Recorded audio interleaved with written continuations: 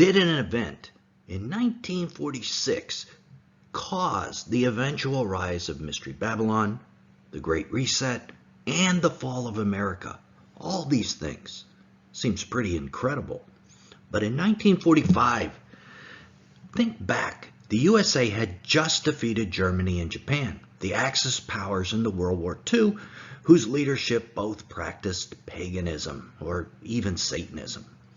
And with the end of the war, American missionaries flooded into war-stricken regions. It may have been the high watermark of Christian America, but was a hidden and almost unknown event about to take place, leading to the rise of just the opposite: Mystery Babylon, the fall of America, and even the Great Reset. It would be a return to the ancient Babylonian demon gods, and I dare say it is the genesis of much of the evil and satanic practices we see in today's world.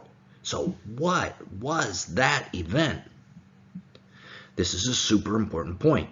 If our world and nation was changed by an event in 1946, then we need to know what event that was, and we need to know how to overcome it. Was something let loose in early 1946 that has influenced government, morals, media, and the church ever since? Did something come into our world that year? So what could have entered the world in 1946? Perhaps it was a demon, fallen angel, maybe even more than one. Entities the ancient Babylonians called gods. That is going to be our theory. We're going to explore that thought throughout this video. First, let's examine what happened right after that time. Right after 1946, if a demon truly entered our world, events should be consistent with that event. 1946 and 47 marked the greatest explosion of UFO sightings in history. Since it is the theory of this channel that UFOs are real, but actually manned by demonic fallen angels, not aliens, this would fit the theory that fallen angels entered this world back in 1946. Also, in 1947, a landmark Supreme Court decision forever changed the USA.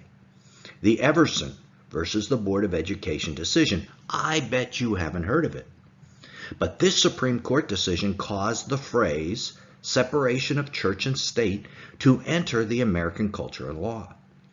All subsequent Supreme Court decisions detrimental to believers, like abortion, taking prayer out of school, same-sex marriage, would in part be based on this landmark decision.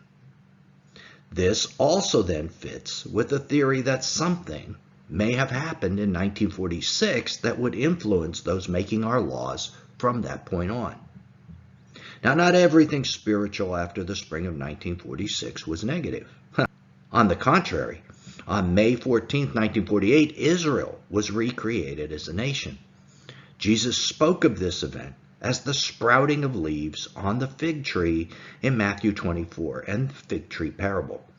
In this previous video, we discussed this event. There's a link in the description.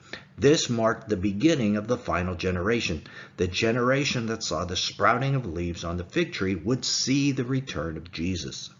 So the final generation officially began at that time also. But what about the end times? Did it actually begin 2 years earlier with the re-entry of the Babylonian gods into this world in 1946? Only 2 years separate these two incredible earth-shaking events. One bad, one good. So my answer is maybe it did start in 1946. But before we explore the actual event in 1946, let's look at what the Bible says about these entities. Entities that may have entered our world through a portal. In the Old Testament, they were called Shedim. In ancient Babylon, this word meant spirit beings that the Babylonians thought could be good or bad, but to the Hebrews, they were always bad. They sacrificed to demons, Shedim, not to God, to gods they did not know, to new gods, new arrivals that your fathers did not fear. Deuteronomy 32:17. And in Psalms, this same word is used for those who And in Psalm, this same word is used for those to whom child sacrifices were made. They served their idols, which became a snare to them. They even sacrificed their sons and their daughters to demons, Shedim. Psalm 106, 36 through 37. Notice that. Child sacrifice. Makes you think of the Roe v. Wade decision, doesn't it? In the Greek translation of the Old Testament, this term Shedim is translated as demonia or demons. Paul uses this term for them as well. The things which the Gentiles sacrifice, they sacrifice to demons and not to God. And I do not want you to have fellowship with demons. 1 Corinthians 10:20. So Moses and Paul agree that demonic spirit beings exist, and they confirm that it's these beings that were the ancient gods that the pagans worshipped. So ancient Babylonian gods were actually demons. And Paul further explains that they sit in heavenly places and control our world. For we do not wrestle against flesh and blood, but against principalities, against powers, against the rulers of the darkness of this age, against spiritual hosts of wickedness in heavenly places. Ephesians 6:12. So if you imagine that our struggle is against political forces or forces who practice immorality, Paul tells us that isn't it. We struggle against Shedim, who are organized into principalities, powers, and rulers. 3 different classes of these Shedim. And we are theorizing it is at least one or more of these that crossed over into our dimension in 1946. And that much of the negative that has happened since then is partly the responsibility of this event. Remember that in 1945, we were at the high water mark of Christian America. Germany and Japan's demonic leaders were beaten, and missionaries were on their ways to foreign fields. But then 1946 happened. Was this the coming of the lion, bear, leopard, and beast coming out of the abyss per Daniel 7 and Revelation 13? Were they some of the Shedim to cross over into this world? Well, maybe. Possible. Did this happen in 1946? Maybe. We just simply don't know. We don't have enough information to answer that one. What we do know is that the USA has fallen into gross immorality and dysfunction ever since. Our whole world has fallen into it. In this previous video, we explained the biblical descent of the USA. A link is down in the description to watch this other video after this one is done. But before we look at 1946, let's continue to explore what happened to the USA after this date. In the 1950s, Lyndon Johnson, who was then a senator but would become president, infamously so, added a tagline to a banking bill, making it illegal for anyone with tax-exempt status to try and influence elections. By the way, Last Days Overcomers, our ministry, has tax-exempt status. I guess they don't want us influencing elections. Want to know why so few pastors speak about elections and bad candidates? This is why. Right there, Lyndon Johnson. Then in the 1960s, the Supreme Court, based on its 1947 decision of separating church and state, outlawed prayer in school, and then also outlawed the discussion of Christianity in school. Children would no longer hear about God in their schools. Later in 1987, the Supreme Court would make it illegal to teach creationism in school and only sanction the teaching of evolution. Going back to the 1960s, in 1963, President John F. Kennedy was murdered. Then at the end of the decade, Reverend Martin Luther King was murdered. In both cases, the U.S. government itself were prime suspects, never proven, but prime suspects. 1969, no-fault divorce was allowed in California under Ronald Reagan, who would eventually be president as well. The 1960s were the free love decade as well. Then, of course, in 1973, the Roe v. Wade decision made it legal to take the life of an unborn child. Remember what Psalm 106 said about child sacrifice and how much the Shedim like it. Then, of course, in 2015, we had the same-sex marriage Supreme Court decision, and since then, all the gender confusion laws. But all of it goes back to 1946. So what happened that year? The so-called Babylon Working, conducted by John Whiteside Parsons and L. Ron Hubbard between January 4th and March 4th, 1946, has been the object of a lot of speculation. Parsons was a major force in the early development of solid fuel rocket boosters for the USA and NASA. He was a major early force in the development of NASA. A crater on the moon is named for him, and the JPL NASA lab, some call the Jet Propulsion Lab, is suspected to actually be named the John Parsons Lab, JPL. He died under very mysterious circumstances in an explosion in 1952. The other participant, pulp fiction author L. Ron Hubbard, eventually founded the Church of Scientology. How interesting is that?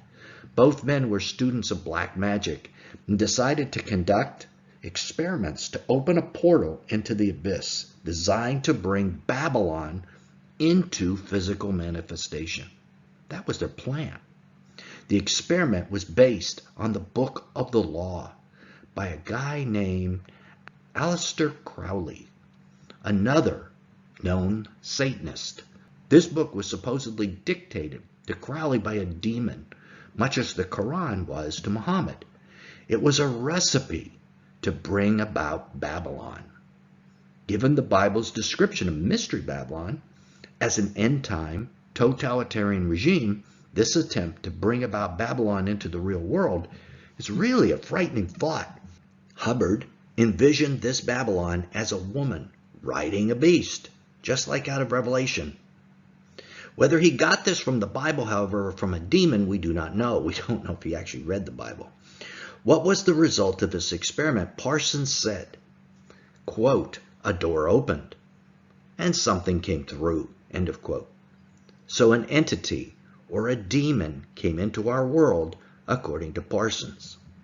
In Parsons' book, The Book of Babylon, January 4th through March 4th, 1946, EV, he outlines the entire experiment, including the reasons for it. Quote, "The present age is under the influence of the force called, in magical terminology, Horus." Horus, by the way, was an Egyptian god. This force is completely blind. You've heard of the Eye of Horus? It's actually on our dollar bill. It's the eye at the top of the pyramid.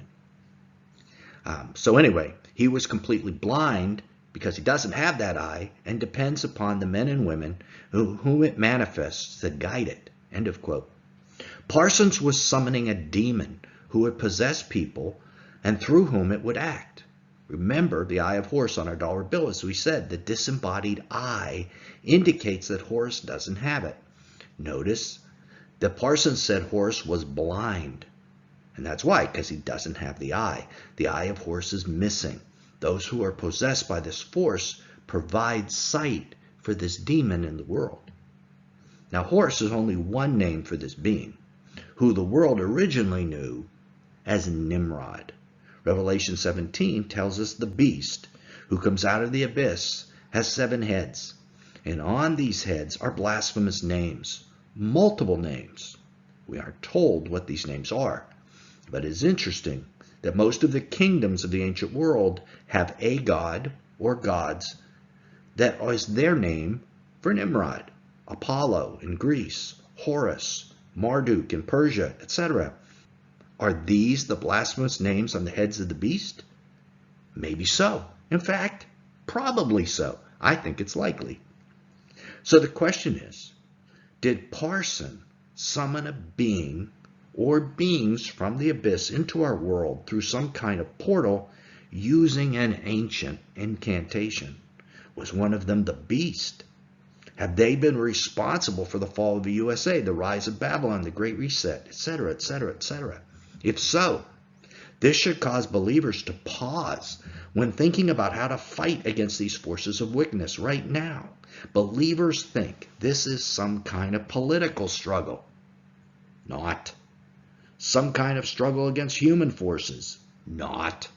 But Paul told us differently, for we do not wrestle against flesh and blood, but against principalities, against powers, against rulers of darkness of this age, against spiritual hosts of wickedness in heavenly places. Ephesians 6:12.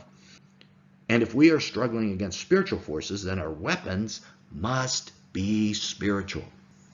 If this truly is the spirit of the beast that entered our world in 1946, it should give believers pause about what the outcome will be, because only Jesus overcomes the beast. Our efforts on our own are going to fail. Let me say that again. Our efforts on our own are going to fail. Only Jesus overcomes the beast. So that means our efforts on this earth need to be focused on preparing the way for Jesus, much as John the Baptist prepared the way for Jesus in the first century. Think about it. If Jesus overcomes the beast, we should be doing everything in our power to look for and hasten the coming day of God. So click right here, because if we're going to prepare the way of Jesus, we need to know what Satan's strategies are in these last days. And that video is going to show you. So till then, this is Nelson, and I'll see you there.